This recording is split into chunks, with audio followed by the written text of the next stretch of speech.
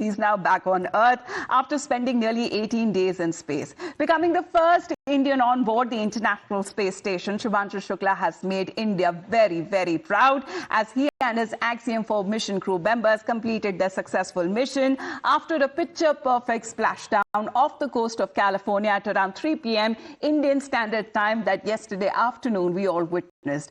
1.4 billion Indians who are so proud of India's space avenger, Subhanshu Shukla, who became the second Indian in space. Let's once again relive those final moments when the Dragon spacecraft completed its splashdown and Subhanshu being the second of them to step out of the Earth's surface once again with a big smile on his face. Oh, that's a pretty cool view. Yeah. That's right. Maintaining the vehicle signature through things like cloud layer and any kind of atmospheric disturbance allows us to maintain visual contact with the vehicle as it's making its final descent for its water landing. And it's a little foggy, as you can see there. Yeah, Pacific fog is rolling in. We've got some very bright lights as Dragon, you can see the ocean there. Dragon is about to touch down in just a few seconds here.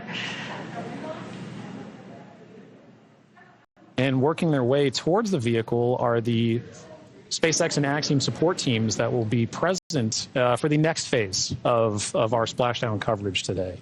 At this point, we'll be waiting for confirmation of the crew's safe landing, and then we'll move into the phases of this mission, which are really, let's recover the vehicle, let's recover the crew, let's make our assessments, and at that point, we'll see another big smile coming out of the Dragon spacecraft in a moment.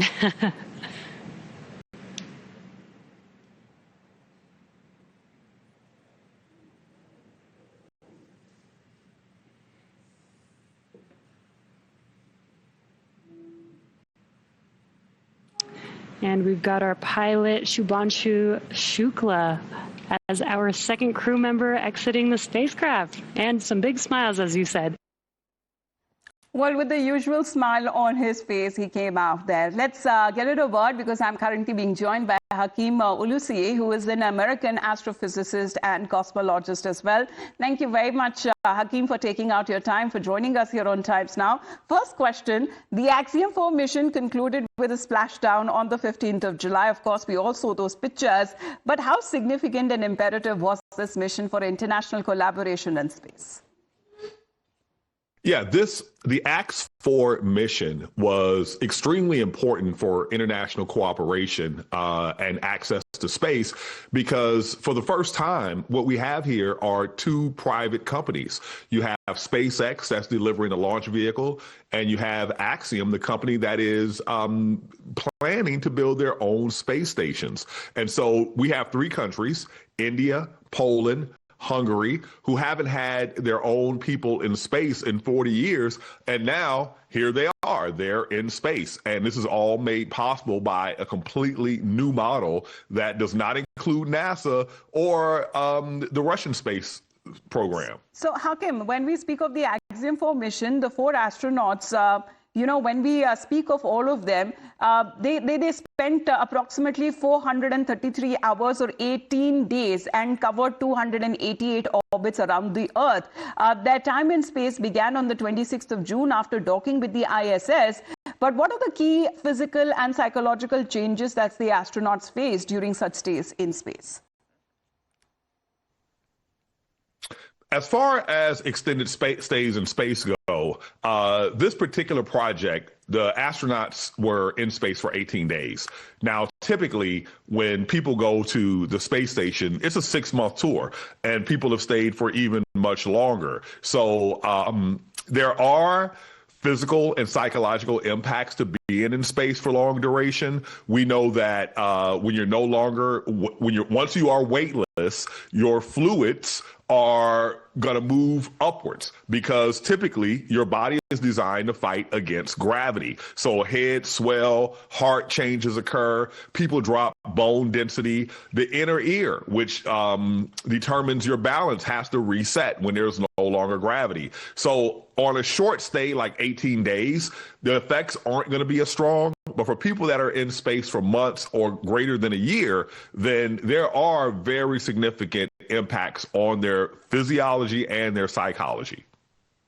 So, Hakim, when we speak of the research, of course, that also includes around 60 scientific studies and activities that have been representing the 31 countries, including US, India, Poland, Hungary, as you mentioned, of course, other nations across Europe. Now, this research will undoubtedly enhance scientific outcomes. But in which key areas do you believe that is expected to have the most significant impact? Doing experiments in microgravity is like Earth's cheat code because there are a lot of physical processes that are hidden by gravity. So when you go to a microgravity environment, cells behave differently. In chemistry, things dissolve differently. When you're talking about making metal alloys, they come together differently. So, for example, one of the experiments from India studied how heart cells behave in microgravity, and understanding how the fundamental processes impact our bodies. It basically opens a door. Fundamental research opens a door in ways that you can't really predict in the future, but we always get new insights into the very basic processes and how they work. And that insight leads to greater developments. And we're just at the beginning of this.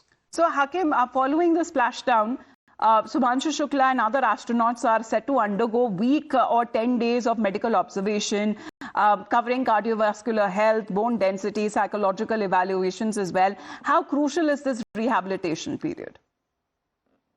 For the most part, an 18-day stay in space is not going to be life-threatening to these people that went up this time.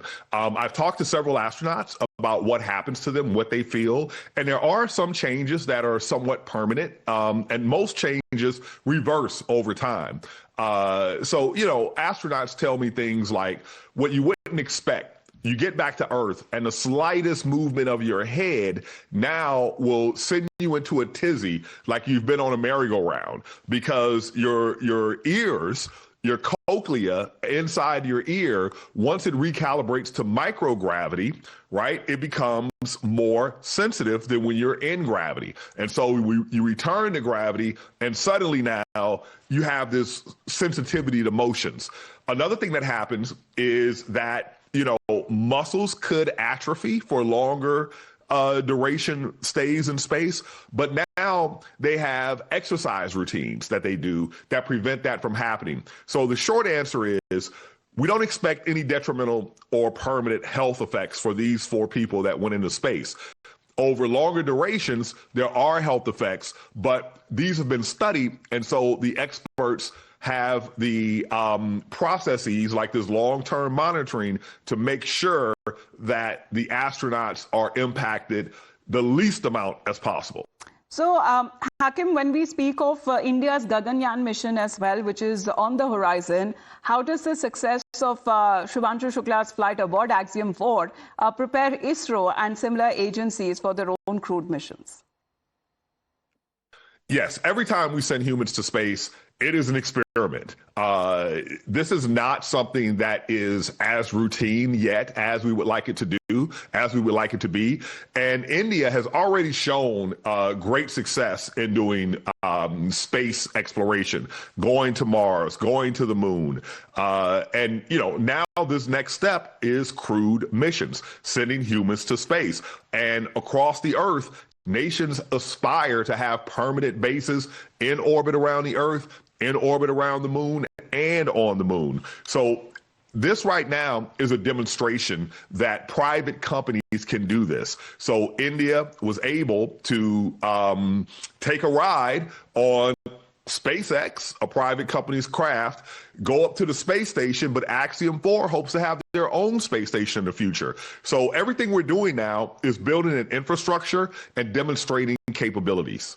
So the Axiom 4 mission was delayed several times, if you remember, but before its eventual launch that happened. But do these delays highlight certain weaknesses in commercial space readiness, or do they actually demonstrate robust safety-first resilience? Yeah, what we have to understand about the space missions, whether they are crewed or uncrewed, they are incredibly complex. These very large rockets have many, many parts. Their fuels are complex. And then you add keeping humans alive in space, delivering them safely to the space station, and then delivering them safely back to Earth, that just adds more and more complexity. And I think that we take it for granted, right? We take for granted that these trips are going to be successful. But history shows that that's not always the case. And the way that these activities are rated is you look for the probability of an accident per number of launches. And it has never been, and it never will be, a probability of 0 for infinite launches. There are going to be complications. And the fact that these space programs, whether they are private or public, take a safety first, cautious approach, that is a good thing. We don't want people getting hurt. Human lives are, there is no value that you can place on a human life, right? So this is a safety first approach, and this means that things are working as intended. But back here in India, there's been a controversy surrounding Shubhanshu Shukla's identity as far as when it comes to a broader context of an astronaut selection. What is your perspective on that discourse between choosing candidates purely when it comes to merit versus factoring aspects of their identity or representation? Yeah, this is a very tough question because, I've been to 44 countries around the world. And when you go to a different country, there is a new societal structure, and people look down on people look up to people have a harder time, people have an easier time. And, I think that, if I were the leader of a nation or the leader of a planet, I would want to have access to all of my human resources, right? The more resources you have available to you, the better, the more options you have available for you, and the more likely you are to perform well. I think that all human lives are valuable. It doesn't matter where you're born. I come from a background of poverty, no education. I'm of mixed race, right? A mixture of Europe, North America, and West Africa. And in each case, they were uneducated in my own family history, yet here I am, known internationally as an intellectual. So, I think that every human has value, and as a nation, it is wise to develop every human being and utilize the abilities of every human being. Hakim, even as discussions around commercial successor to ISS emerge, how critical are missions like Axiom 4 in providing such alternatives?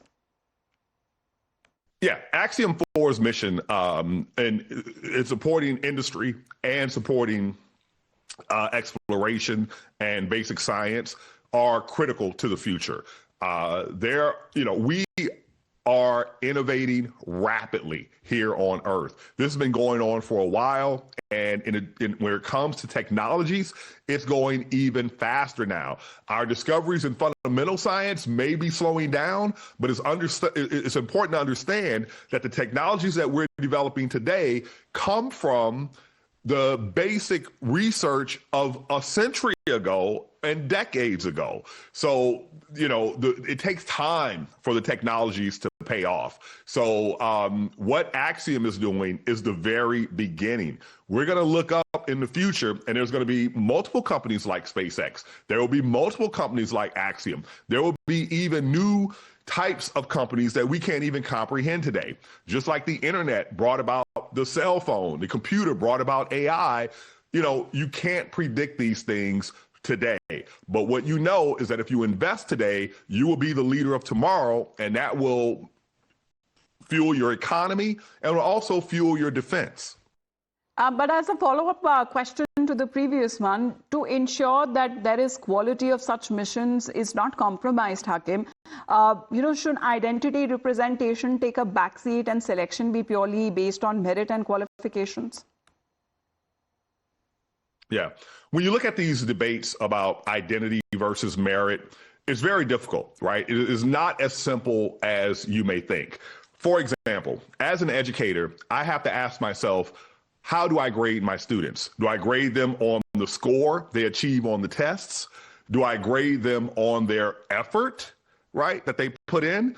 Do I grade them based on their growth as an individual? And what you find is that for humanity, what really matters is effort. The one who puts in the effort day after day after day, even if they start in a lower place, they will take the lead. It's that commitment. So when you're looking for professional athletes, when you're looking for the leaders of tomorrow, you're looking for growth. You're looking for mindset. You're looking for resilience. So what does identity have to do with that? Because if you take a person like myself, my father dropped out of school when he was 9 years old. Okay, he was illiterate. He could not read into his late 20s. When I went to graduate school, 3 of the men in my research group, their fathers were PhD physicists. If you look at us equally, I could not score as well as they could score the day I stepped in. But I could score higher than them the day I stepped out. And the reason was because of the commitment, the resilience, the grit, and the effort. So how you judge people, what you're calling merit may not be meritorious, right? And so you have to be really careful about how you think about these things and how you judge people. Because in the end, we all lose if we don't put our best foot forward, if we don't put our best people forward. And best people does not mean the person that is ready right now to do the thing. There might be a person that's not ready today, but can grow past that person, right? So look for growth, look for effort, look for mindset. That's my philosophy. Well, absolutely. Putting that out in perspective, Hakim, thank you very much for taking out your time and speaking to us your own times now. Of course, this is a milestone that we are speaking of, that we are super proud of. And that has been the message that also came in from Prime Minister Narendra Modi on Subhanshu Shukla's return as well. And he's now become only the second Indian to visit space after Wing Commander Rakesh Sharma back in 1984. And this has been another milestone that has been the Prime Minister's message as he welcomed Subhanshu Shukla back home on Earth. With that, we head into a very short break. You're watching Times Now.